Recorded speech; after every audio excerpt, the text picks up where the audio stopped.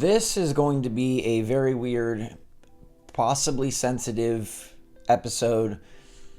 Bizarre things have transpired in the leaking space, and I feel like we should talk about it because I've covered this leaker for at least 2 years now, and things kind of just, like, when you're carrying a cake and you drop the cake and it's everywhere and you're like, I just don't know what to do anymore.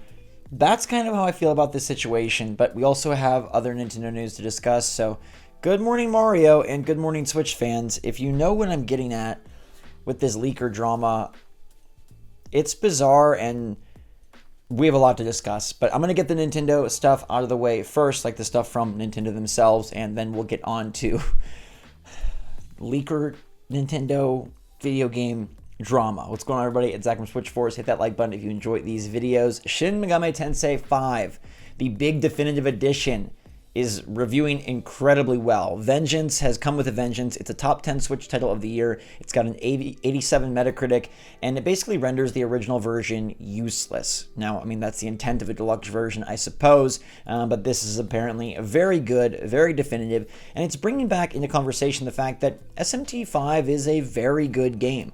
This is something that I think gets overlooked, probably because it's a Switch game. Now it's coming out on other platforms, so let's see what kind of buzz it builds, all right? Let's see what kind of buzz and hype SMT5 gets, given that, Persona is huge. So what can Sega and Atlas drum up now that Vengeance is out? It's out on PS5, it's out on Xbox Series X, and it's getting wonderful reviews. It's saying that it took the messy base game, made it look and play better, and expanded upon every single aspect. This results in a polished and finally complete experience worth visiting. Boom.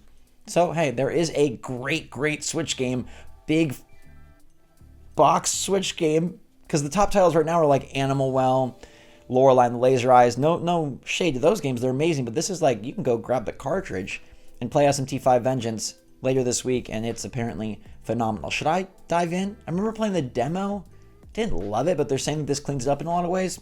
Let me know if you think I should dive back in and give it another chance. I do like Persona. Would I like this? Anyhow, let's also talk about Summer Game Fest, which is coming back. I just want to give a brief shout out. It's kind of a weird word, but a shout out to Jeff Keighley's announcement that Summer Game Fest is back in Los Angeles, June 2025. And it feels so weird because this is supposed to be the E3 stand-in, but my favorite company does not participate. Nintendo is no part of Summer Game Fest. Keighley made a point that, like, hey, it'd be great to have Nintendo involved, but they've yet to want to be involved at all. And he says, they're looking to build what's next. I think Summer Game Fest needs to go under some sort of overhaul. This year's show was quite lacking. I appreciate that Keighley does like to give shine to some smaller titles, but with the Wholesome Direct and with the Devolver Digital Direct and with all of those other Day of the Devs, the Indie Directs, like, those have us covered on sort of these smaller titles getting a lot of shine. And then Xbox obviously takes care of their titles, Nintendo takes care of their titles, Ubisoft takes care of their own titles. It's not a lot left for Summer Game Fest. So unless Keighley can go and get like big deals with a Nintendo or with an EA, with a Capcom, Summer Game Fest is going to disappoint, I think, always. It's not what E3 was. It's not what E3 could still be. It's a facsimile. It's a copy, but it's a lesser copy. And in some ways it's better. I know, like, the press seem to really like it. It's like more low key. They can play the games, hang out with each other. As a creator, it feels very uninviting, very not for YouTubers at all. I went once and I hated it. So it's a show that's like basically like the cool kids club, I guess, and they get to hang out with each other and play these games and stuff. But in general, I think Summer Game Fest is kind of lacking, and I do hope that if it's going to continue and this is going to be the thing, which it seems like it's the only thing, at least here stateside, like we don't have a Gamescom that's still raging with incredible size and scope and hype. I hope that Jeff is able to make some connections with Nintendo. I hope he's able to make some connections with some of these other third-party publishers to get a better show. So it's not like, yay, Summer Game Fest, but that really means watch the Xbox, Ubisoft, and Nintendo Direct. Anyhow, let's talk about Midori.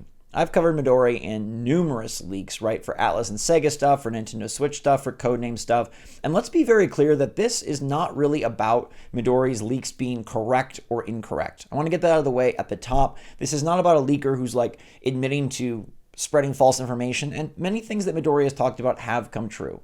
What this is about is Midori has been outed as a different person. And like I mentioned at the top of the video, I think this is a pretty sensitive issue, so I ask that you approach it sensitively. And no matter what, nobody on any side of this discussion deserves any sort of hate. That doesn't make anything better ever. It doesn't help even with someone in the wrong. No additional hate makes a situation more right or more good or more leaning positive. So let's just not do any of that.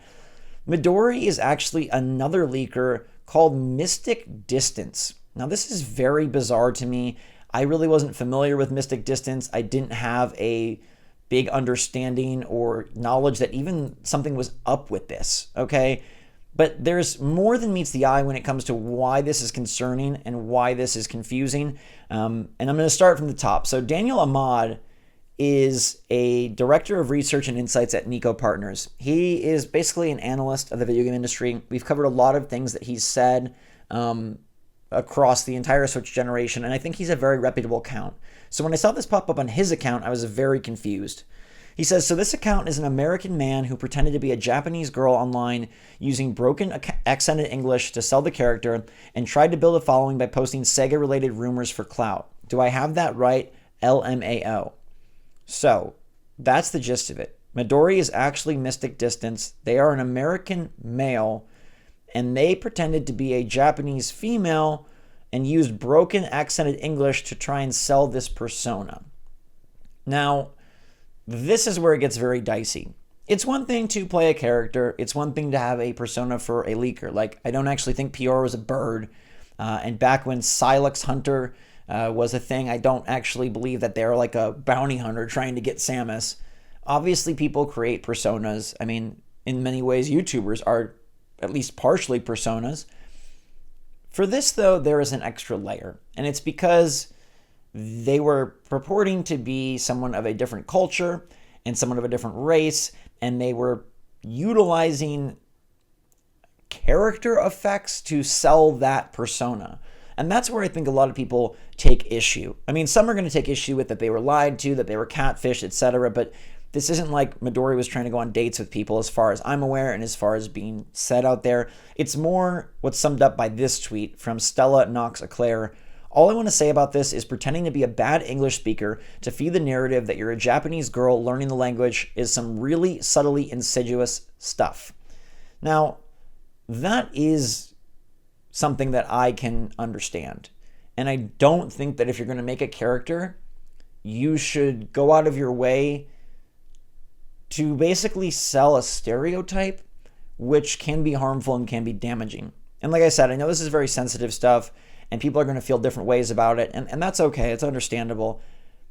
At first blush, it's like, okay, whatever, Mystic Distance, this leaker decided to have a different leaker persona to leak Atlas and Sega stuff and get away from sort of their past leakage history, which I'm not even totally familiar with. That doesn't sound all that bad, right? Like, it's like, okay, like, whatever. Like, Piora's probably somebody else on the internet as well. Who cares? But it's the part where they are, in some ways, culturally appropriating and assuming this role that they're not really representing in the best light.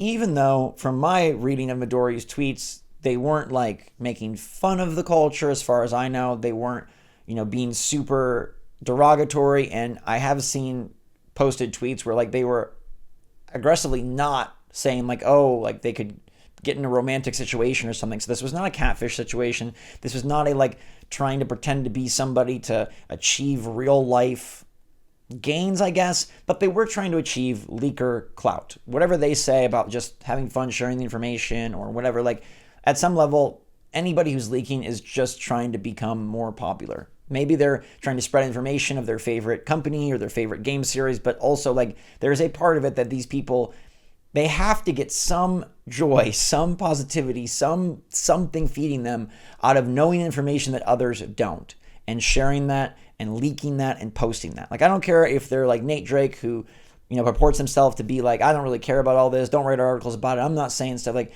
there's still some part of him, I believe, that really enjoys like having this information and sharing it.